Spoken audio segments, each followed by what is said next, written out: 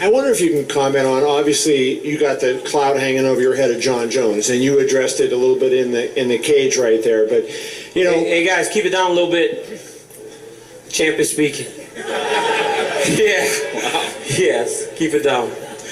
Kevin? But just can you talk about, do you feel like the champion, you just lost to John, or do you feel like you still need, have something to prove before you're the actual, the guy? Kevin, you see what's sitting right there? I do. That's a gold belt. That thing's reserved for the UFC champion. I didn't disqualify myself from competition. John did. John's a pound-for-pound #1 fighter in the world. We all know that. But he disqualified himself from this competition right now. So I am the champion. I'm very proud of what I accomplished tonight. I fought a very tough guy that deserved to be there. If anything, I think what tonight showed is that if John Jones can get his stuff together, I mean, how special is he? That I just beat the guy that people thought that he could beat, and he just beat me. So, I mean, we can't take this guy for granted. He's a special talent, but he has to... It's not about just being a champion inside of the ring. You have to be a champion in all facets of life.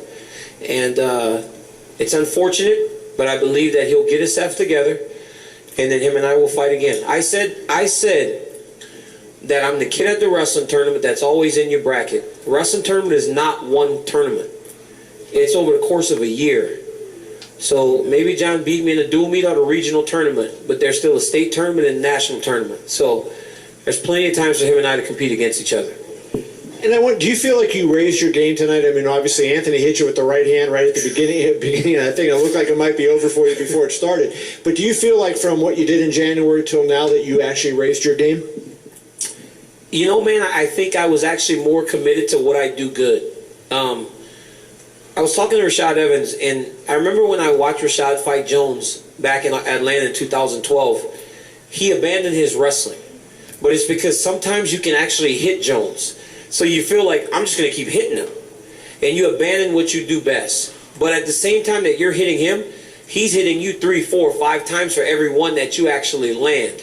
So you abandon your wrestling. I think tonight I was more focused on wrestling and just really doing what got me to the show. I'm a grinder. I'm a guy that will take you down, make you carry my weight as you're getting up. I'll continue to hit you. I'll continue to press you, push you against the side of the cage until eventually something will present itself, and that's what happened tonight. I mean, Anthony did a phenomenal job early of defending himself on the bottom. But as the round went on and he started to get a little tireder, the opportunities started to present themselves, and that's when I started to get off the elbows and eventually the choke.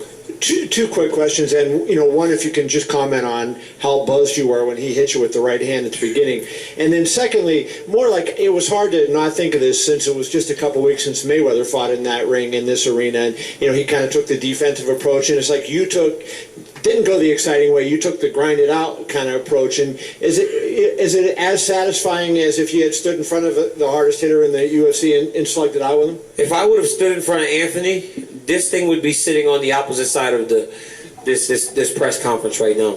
He hit me so hard, and I was like, man, not only does this guy hit hard, he's very fast. So when he hit me, I fell, and I turned around, and behind me, I saw him coming chasing me. I was like, holy shit, he's coming after me. So I tried to grab him, but then he just started punching me again.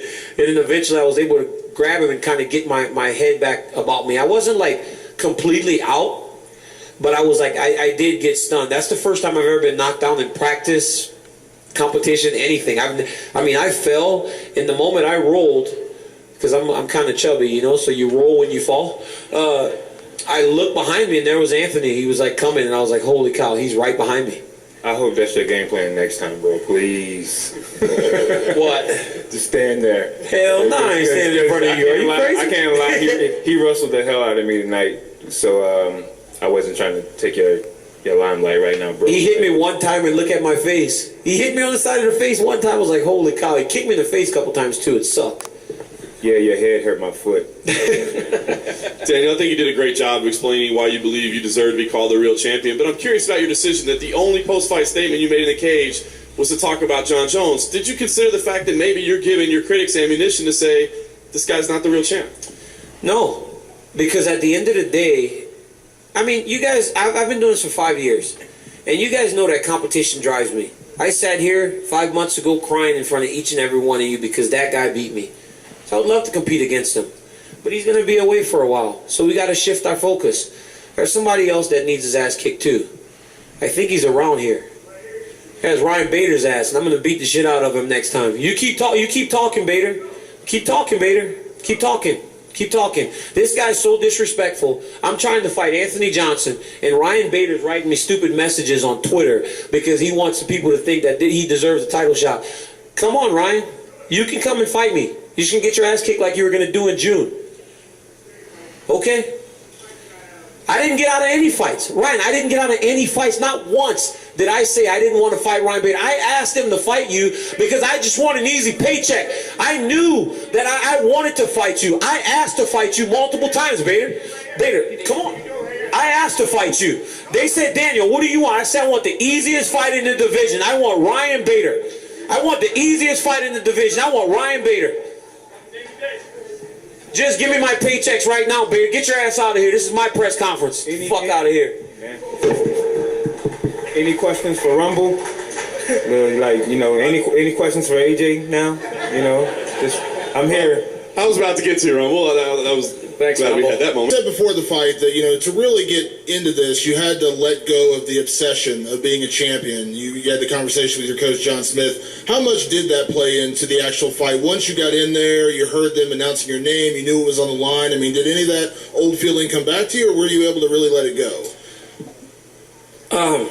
I was able to let it go. You know, I'm bothered right now a little bit, but yeah, I was able to let it go. I think I had this weird calm before this competition because it was a competition. It wasn't a fight. Obviously, we're fighting inside of an octagon, but it was a competition. I was going to compete tonight against Anthony Johnson, someone I respect, someone I like.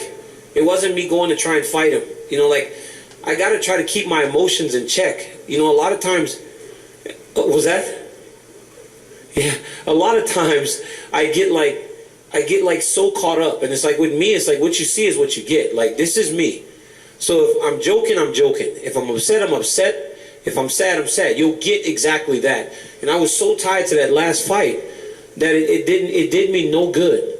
So to go out and compete against a guy like Anthony, someone I respect tremendously, for doing all the things that he's done, I've said time and time again that this guy has picked himself up in the face of adversity so many times. I have to respect him not only for what he's done inside of the octagon, but what he's done outside of the octagon. And it felt good to compete against that guy.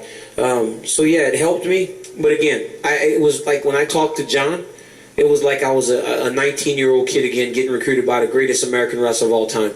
And I said, you know, if Coach Smith can tell me that I need to let things go and just be okay, I got to let things go and just be okay. So when Anthony knocked me down in the first round, I didn't freak out. I didn't panic.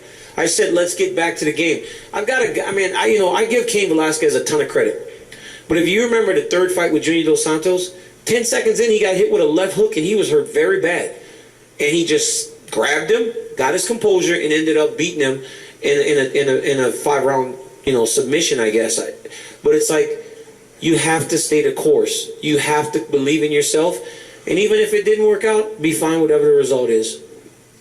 You've obviously traveled a lot of roads to get here. The Olympics, everything that happened there. We've talked, numerous times about finally getting that gold. Now that it's sitting in front of you, can you kind of materialize into words like what this moment means to you after everything you've been through?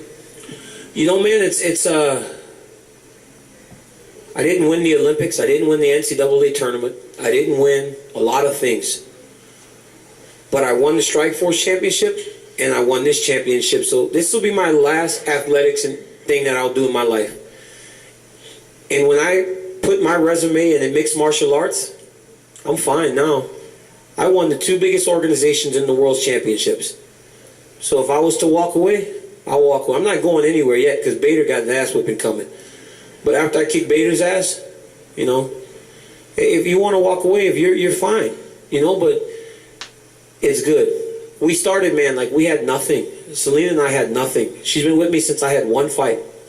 And one time we had our son, young baby. I was in Strikeforce, and I would barely fight. And Selena and I had a 700 square foot apartment in San Jose, California, 1 bedroom, and we had no money. And my family has no money down in Louisiana. And I was so desperate because we had no gas, we had nothing. We were on welfare.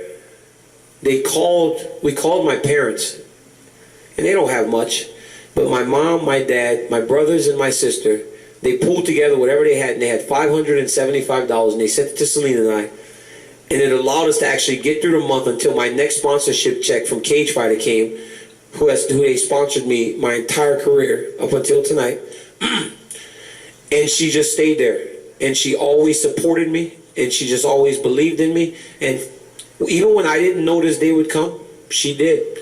So it's like great to actually give this championship to my parents and to give it to my fiance, because now we're fine. You know, we're okay now. The interesting thing with this fight is that you were talked about, you know, all the emotion that you had going into John and all the loss, you know, that you didn't get with the Olympics. And I know you just talked about the feeling in that. But is John Jones going to be a figure that kind of looms over you? Will you rest until you have a chance to fight him again? I mean, you know, as I said leading into this fight, like, we're so tied together, John and I. And I don't think that's going to change until we fight again. Like, you know, even if like he beat me last time, but it's like, even in that, you know, you don't stop believing in yourself. I still think that I can beat him. I mean, I believe I can beat him, and I would love to compete against him again. He's the best guy. So we're tied together, man, and I don't think we're ever going to be apart until I retire from the sport. So there's going to be a few. Cain Velasquez and Junior Dos Santos are tied together. Frankie Edgar and Gray Maynard are tied together. That's just the way it is. And you know what? I think that's what's going to happen with John and I. Because think about it. I mean, Anthony's been phenomenal, and I beat him. So it's like look at what he did to Gustafsson. So there's a clear, at the top, there's a clear 2 guys at the top of this division. So, you know, even if we were to fight and he somehow won again, I would just beat everybody else and we'd end up fighting again. But how long can you wait for him? I'm not waiting for him. I'm going to defend this title. I'm 36 years old. Yeah. What do you mean, wait? Well, you know what I mean. If he's out for a while, you know what I mean? I mean, that's him. That's not my issue. Like, I didn't do, like, he put himself in the situation. He has to deal with those issues. And you know what, man? If John actually comes back and does things the correct way, it's going to be even more scary than he was before. Because now he's got everything in order, not just his life inside the gym and inside of the octagon. He's going to be even scarier than before.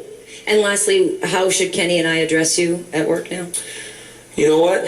You guys should definitely address me as champ. I don't want you to call champ Cormier. Don't say Daniel. Okay. Don't say Daniel ever again. And this thing will be at UFC tonight every week. Guys, get used to seeing it. I will make sure it's always polished.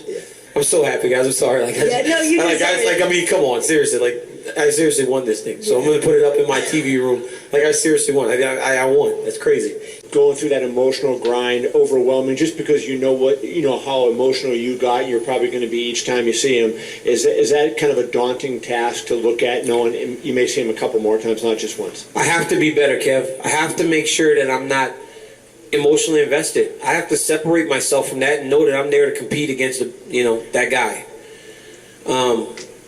And you know what, man? If I can keep my emotions in check, I didn't get the job done. We had a very tough fight early, and then John stayed the course and did a phenomenal job of winning those last 2 rounds, going away. He does a great job. I mean, if we're talking about fighting, he's as good as they come. So I have to separate myself from the emotion, and if I can do that, I'll feel fine going into a rematch. Thank you, guys. Dave, no. Dave. Guys, what is it with Dave Schaller? And when him and I are on the stage together, people just are so disrespectful. Ryan Bader just came up here. If Dana was here, Bader would have never did that. Jones kicked Schaller's ass. Jones kicked your ass at the press conference at the MGM Grand. It was John Anik. What is this deal? This guy, I mean, seriously, what's up with that? Wasn't me. Why do they disrespect Schaller in that way? Have a good night, everybody. Congratulations, Schaller, champ. come on.